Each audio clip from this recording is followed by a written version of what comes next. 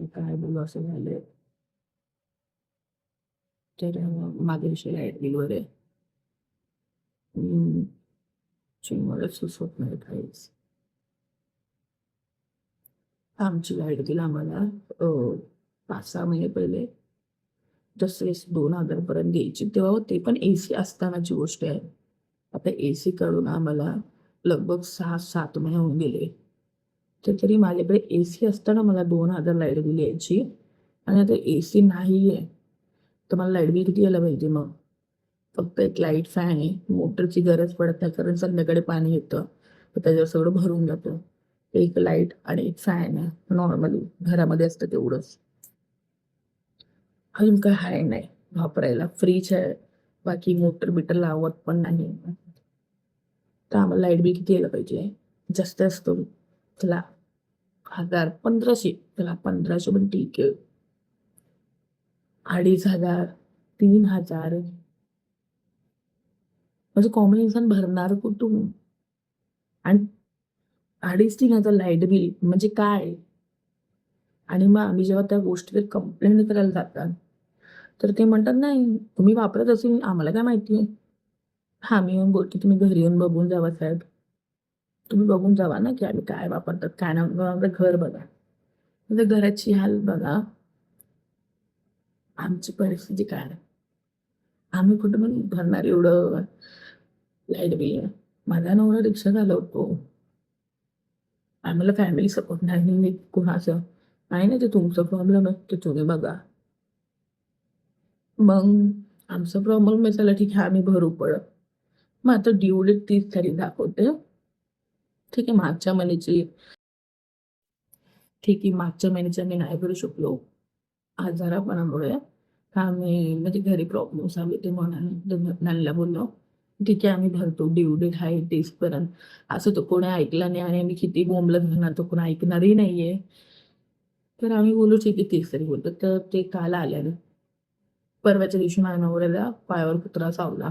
तर ते पण घरी होते ना, आम्ही बोललो, "थोडंसं थांबा उद्या." "नाही, आम्ही उद्याच्या उद्या येऊन कापून देईल, लाईट कट करून देईल." तर आम्ही बोललो, "5,000 कुठून भरणार?"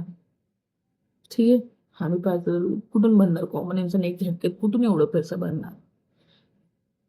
तर म्हणजे आजच्या डेटमध्ये ना, कोणाच्या दुःखाची काही व्हॅल्यू नाहीये. इथं काय चाललंय, सगळ्या गोष्टी लाईट बिल तर राहू द्या, सगळ्या गोष्टी आता साखरचं पण दाम आमच्या कल्याण साईडला 78 किलो झालाय. म्हणजे जवळपास ₹80 किलो साखर झाली आहे. सगळ्याच गोष्टी इतकं महाग होत चाललंय. जगायचं की नाही आम्ही? त्यापेक्षा एक काम करा, तुम्ही एकदाचं देव देऊन टाका ना, आम्ही सगळं खुशीने मरून जाऊ. आमची चुकी एवढीच आहे, आम्ही मिडल क्लास म्हणून ह्या दुनियात आलो, तर आम्ही एकदाचं संपून जाऊ. ही योजना काढा आणि एकदाचे सगळे संपून जाईल. विषय संपला. सगळे संपून जाईल आणि इतका त्रासही नसेल कोणाला. पण गरिबाला रोज मरायला लागतं. आम्ही रोज कष्ट करतो, तरी काही उरत नाही आणि त्याच्यात कोणाचा सपोर्ट नाही. कोणाचं कोणाचे सपोर्ट घेते.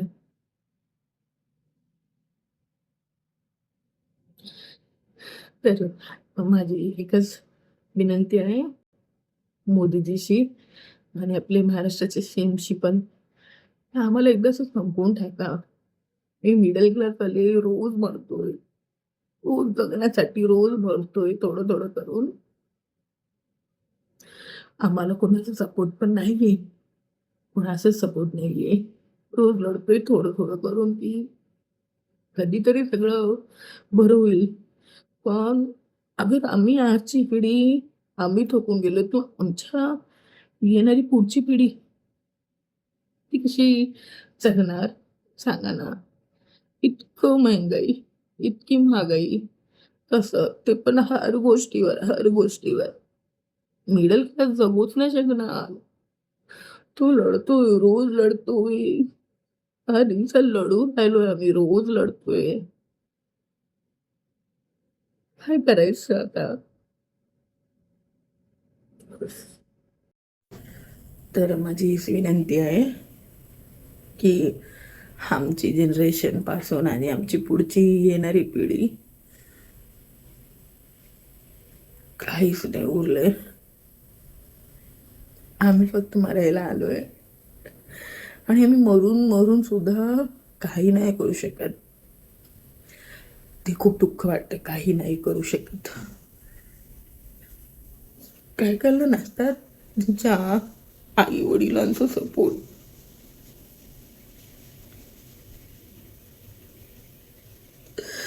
ते स्वतःहून लढून उभा राहण्याची कोशिश करतात आणि याच्यात ही महागाई, फक्त महागाई नाही, हर जागेवर दादागिरी झाली आहे. कोणाला काही बोलायला जाऊ आपण कुठल्या गोष्टीवर, तर ते सुद्धा लोक दादागिरी करतात. कोण ऐकून घेत नाही. काही नाही राहिलं इथं.